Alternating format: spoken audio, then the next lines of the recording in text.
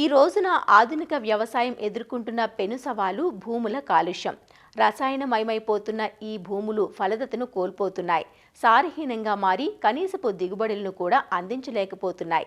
టన్నుల కొద్దీ గుమ్మరిస్తున్న కృత్రిమ ఎరువులతో జవసత్వాలు కోల్పోయి సాగుకు పనికిరాకుండా పోతున్నాయి. దీనికి పరిష్కారం సేంద్రియ ఎరువుల వాడకం. సేంద్రియ ఎరువులు అనగానే అందరికీ గుర్తొచ్చేది పశువుల ఎరువు. దీనితో పాటు జీవన ఎరువులు, పచ్చిరొట్టె ఎరువులు, వర్మి కంపోస్ట్ వంటి వాటిని సేంద్రియ ఎరువులుగా వాడుకోవచ్చు. వానపాముల విసర్జితమే వర్మి కంపోస్ట్. వ్యవసాయ వ్యర్థాలను వానపాముల సహాయంతో కొల్లబెట్టి వర్మి కంపోస్ట్ను ఉత్పత్తి చేస్తారు.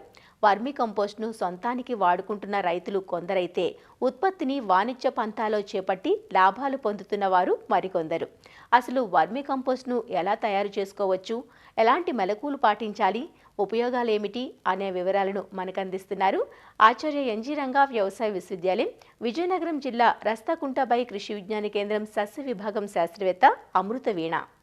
ఈ సేంద్రియ వ్యవసాయంలో పచ్చిరొట్ట పైర్లు, వానపాముల ఎరువు, పశువుల ఎరువు, కోకోపీట్ లాంటివి ఎక్కువగా వాడుతున్నారు. దీనిలో ముఖ్యమైనది వానపాముల ఎరువు. వానపాముల యొక్క విసర్జితాన్నే మనము వానపాముల ఎరువు అని అంటాము. ఈ వానపాముల ఎరువు తయారు చేసుకోవడానికి బొరియలు చేయని రకాలైనటువంటి ఐసీనియా ఫోయిటిడా, యుడ్రిలస్ యూజిని లాంటి రకాలను వాడతాము. ఇవి భూమి పైపొరల్లో ఎక్కువగా ఉంటాయి. వీటి యొక్క జీవితకాలం 28 నెలలు ఉంటుంది. 1 కిలో వానపాములు 5 కిలోల వరకు ఆహారాన్ని తీసుకొని వ్యర్థ పదార్థాలుగా మార్చగలవు. వానపాముల ఎరువులో సేంద్రియ కర్బనం 15% ఉంటుంది.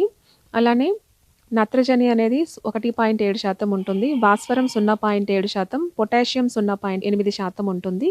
దీనితో పాటుగా సూక్ష్మ పోషకాలైనటువంటి ఐరన్, మ్యాంగనీస్, జింక్, కాపర్ లాంటివి కూడా ఉంటాయి.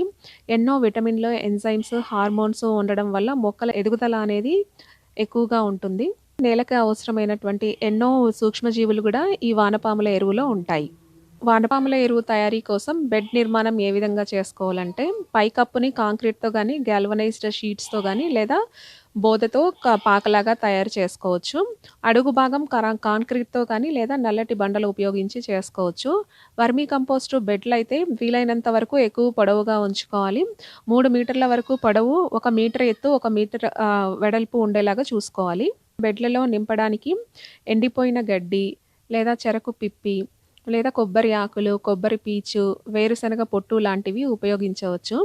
వానపాము బెడ్లను నింపేప్పుడు మొదటి పొరగా ఎండిపోయిన ఆకులని వేసుకోవాలి. దాని మీద ఎండిపోయిన పేడని నీటితో చిలకరించి వేసుకోవాలి. దీని మీద వానపాముల్ని వదులుకోవాల్సి ఉంటుంది. 1 చదరపు మీటర్కి 1000 వానపాములు లేదా 1 కేజీ వానపాముల్ని వదలాలి.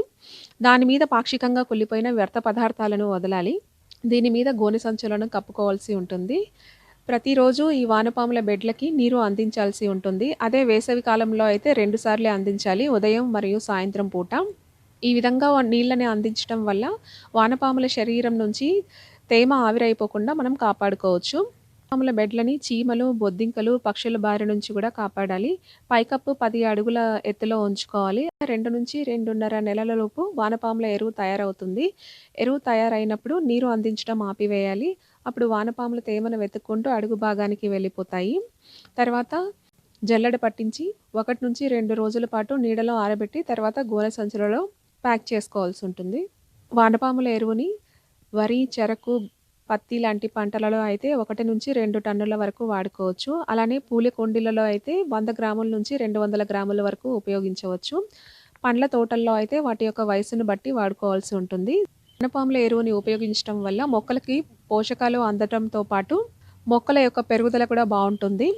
దీనితో పాటుగా మొక్కలు చీడపీడలను తట్టుకునే శక్తిని కూడా పెంపొందించుకుంటాయి.